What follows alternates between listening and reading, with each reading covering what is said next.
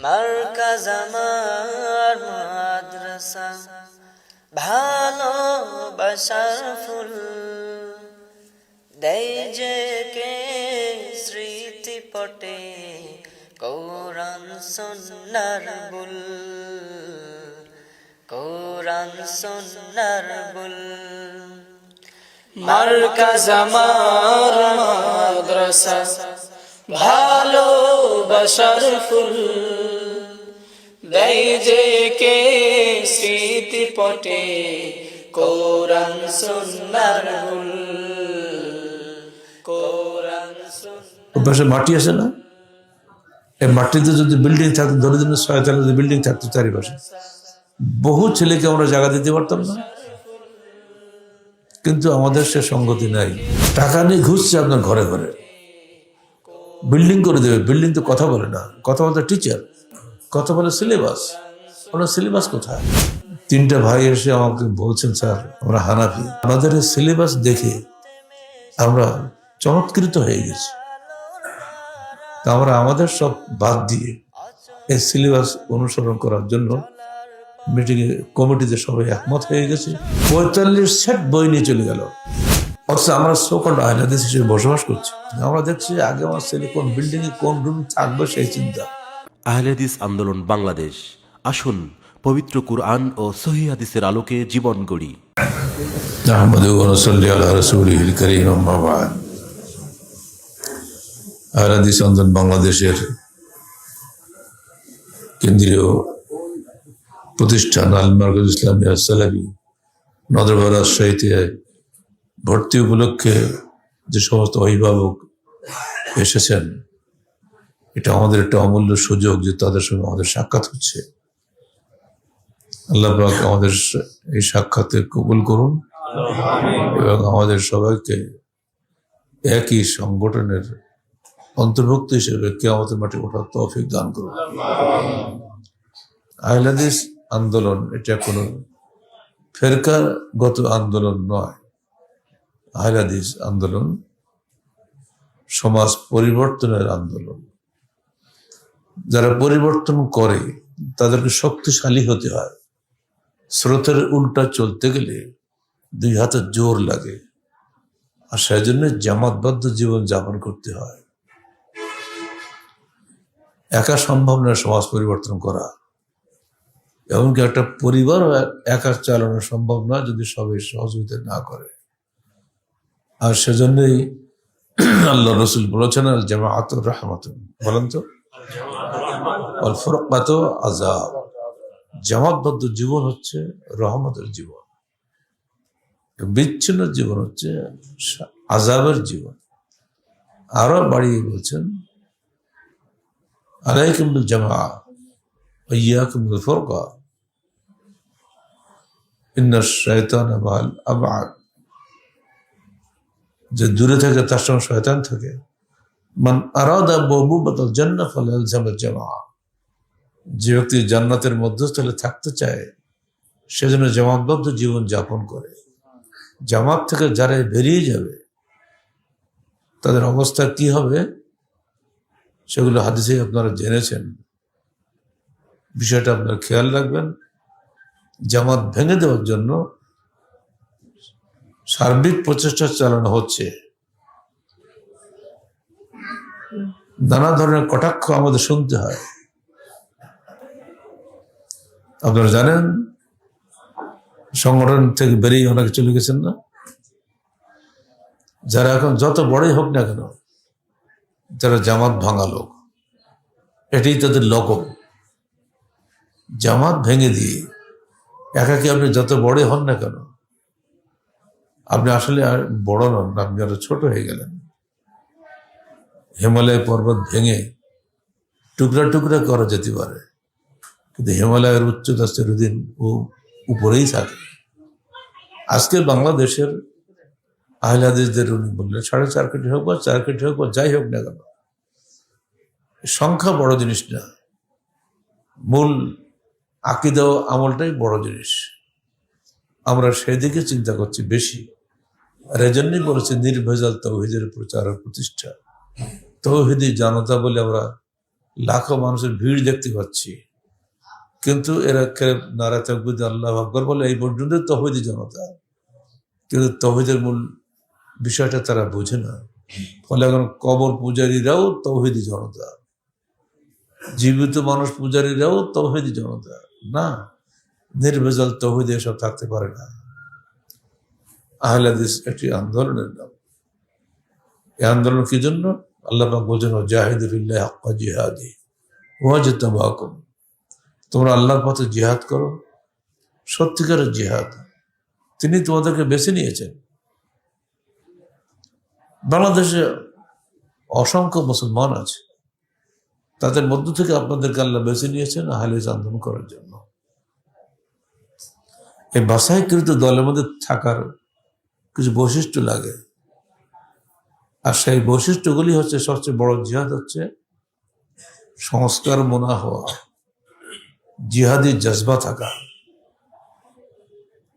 মসজিদে বহু অভিভাবকের অনেক ছাত্রের গায়ে জামা কাপড় দেখেন আপনারা, পিছনে লেখা, ডানে লেখা, বামে লেখা, ইংরেজি ভাষা কি অন্য একটা নতুন আধুনিক ভাষা কি সব আমরা বুঝি না কিছু, এইসব দিয়ে লেখা। সামনের কাতারে একজন মুসল্লি তার জামার পিছনে যদি লেখা থাকে, পিছনের কাতারে মুসল্লি কি আল্লাহর দিক খেয়াল করবে না লেখার দিক খেয়াল করবে? ফলে ওর সালাত নষ্ট হয়ে গেল। এই সালাতের নেকি নষ্ট করার জন্য যেমন একদল ফ্যাশন ডিজাইনাররা কাজ করে যাচ্ছে, আহলে হাদিসের ঐক্য নষ্ট করার জন্য একদল লোক কাজ করে যাচ্ছে। এগুলো আপনাদেরকে জানতে হবে, বুঝতে হবে। এখানে ছেলে মেয়ে আপনারা পড়াবেন, আপনাদের জন্য এই প্রতিষ্ঠান। এই প্রতিষ্ঠানের এখন সঙ্গতি কম। ওই পাশে মাটি আছে না, এই মাটিতে যদি বিল্ডিং থাকতো, ধরে দিন 6 তলা যদি বিল্ডিং থাকতো চারিপাশে, বহু ছেলেকে আমরা জায়গা দিতে পারতাম না। কিন্তু আমাদের সে সঙ্গতি নাই। আমাদের সঙ্গতি মূলত আল্লাহর পক্ষ থেকে আল্লাহর বান্দারা দিয়ে থাকে। যদি আপনারা রহিবাবুদের আসছেন, যদি প্রত্যেকে 5,000 করে টাকা দেন, তাহলে হয়তো আমার একটা বিল্ডিং হয়ে যেতে পারে। ছোট্ট ব্যাপার, কোনো ব্যাপারই না। আজকে সকালে সত্তরে আমাকে বললো, এই প্রস্তাবটা দিল, খুব ভালো লাগলো। এখানে যারা স্থান পাবেন না তারা চলে যাবেন অন্যত্র, যেখানে এই জাজবা পাবেন না, হয়তো লেখাপড়া হাতে পাবেন। কিন্তু আলহামদুলিল্লাহ হাদিস ফাউন্ডেশন বাংলাদেশের শিক্ষা বোর্ডের পক্ষ থেকে ইতিমধ্যে প্রায় 183টা প্রতিষ্ঠান করা হয়েছে। যারা এখানে চান্স পাবেন না তারা ওইসব প্রতিষ্ঠানে, নিজ নিজ এলাকায় সব প্রতিষ্ঠানে আমাদের প্রায় হয়ে যাচ্ছে। আজকে হাদিস ফাউন্ডেশন শিক্ষা বোর্ডের চেয়ারম্যান ডক্টর আহমদ আবদুল্লাহ সাকিব এখন আছে বরিশালে।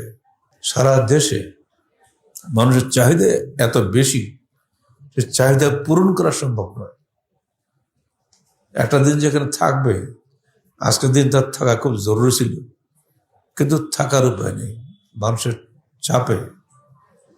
তো আলহামদুলিল্লাহ তার পক্ষ থেকে দায়িত্বশীলরা কাজ করে যাচ্ছেন। আপনাদেরকে উপদেশ দিচ্ছি, আমাদের এই সিলেবাস 183টা প্রতিষ্ঠানে পড়ানো হচ্ছে।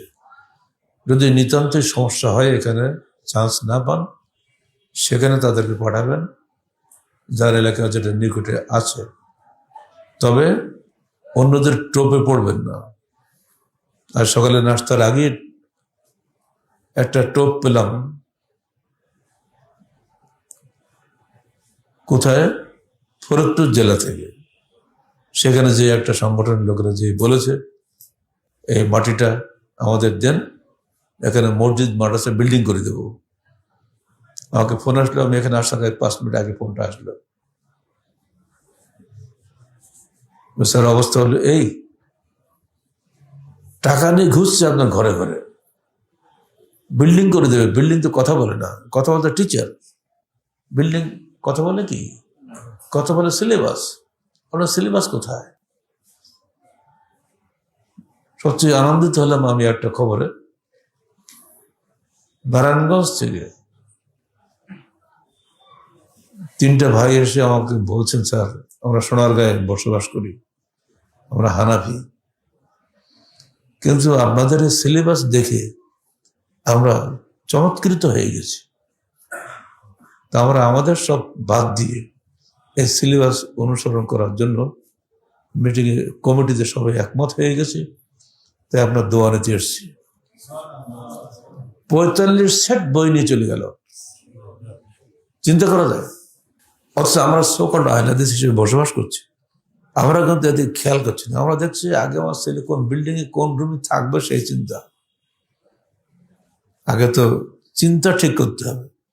চিন্তার বিপ্লব না থাকলে দেহের বিপ্লব আসে না। এই চেতনা এত সহজে আসে না। আল্লাহ দেওয়া একটা অমর দান। আল্লাহ বলছে তোমরা আল্লাহর পথে জিহাদ করো, প্রকৃত জিহাদ। তিনি তোমাদেরকে বাছাই করে নিয়েছেন। আল্লাহ রসুল তার ব্যাখ্যা দিচ্ছেন, জাহিদুল মুশরিকিনা বিআমওয়ালিকুম ওয়া আলসিনাতিকুম, তোমরা জিহাদ করো মুশরিকদের বিরুদ্ধে তোমাদের মাল দিয়ে, জান দিয়ে এবং তোমাদের জবান দিয়ে। আজকে সারা দেশ শিরকের পিছনে দৌড়াচ্ছে, অমুক আসছে, দেশ ভাসছে। ওরে বাবা, পত্রিকার হেডলাইন কি? পত্রিকা শুনলাম তো 17 দিনের ভাষণ। মানে ওই মানুষটা আসছে, সে মানুষ এসে তার নিজস্ব আইন জারি করবে, সমস্ত মানুষ তার আনুগত্য করবে। আর তার বিপরীতে আমরা চাই কি? আল্লাহর আইন করবে, আল্লাহর আইনের সামনে আমি মাথা পেতে দেব, মানুষের আইনের সামনে নয়।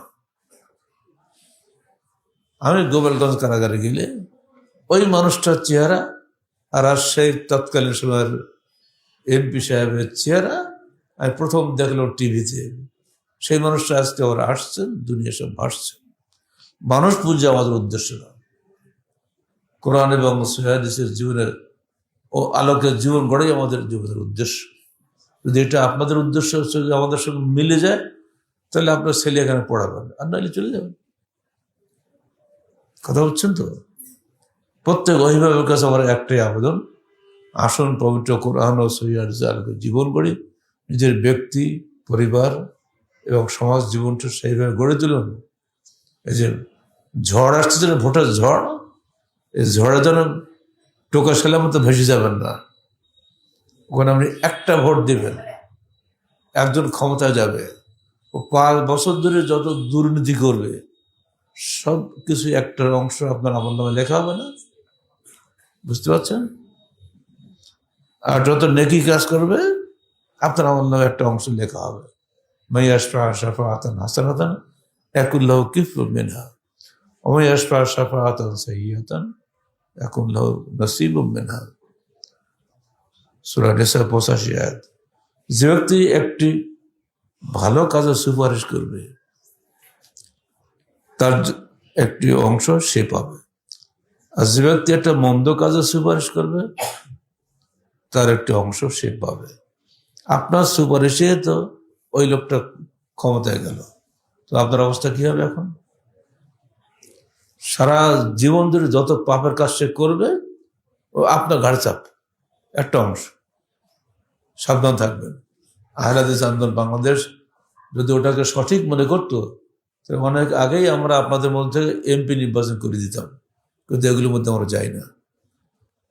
যে কোনো শয়তানি প্রভাব থেকে এই জামাত ও সমাজকে দূরে রাখার জন্য আমরা সাধ্যমতো চেষ্টা করি। আপনারা আমাদের সাথী হবেন, এটি আমরা আশা করি। আপনাদের সন্তানরা সুন্দর হয়ে গড়ে উঠুক, আমরা তাদেরকে মনে করি আল্লাহ পাক যেন তাদেরকে জান্নাতের ফুল হিসেবে গড়ে তোলেন এখানে। আমাদের শিক্ষকদেরকেও বলছি, তোমরা সেইভাবে ছাত্রদের গড়ে তোলার চেষ্টা করবে। আল্লাহ পাক আমাদের সবাইকে তৌফিক দান করুন। আকুলু কওলি হাযা আস্তাগফিরুল্লাহ লি ওয়া লাকুম ওয়া লিসাইরিল মুসলিমিন। আসসালামু আলাইকুম ওয়া রাহমাতুল্লাহি ওয়া বারাকাতুহু।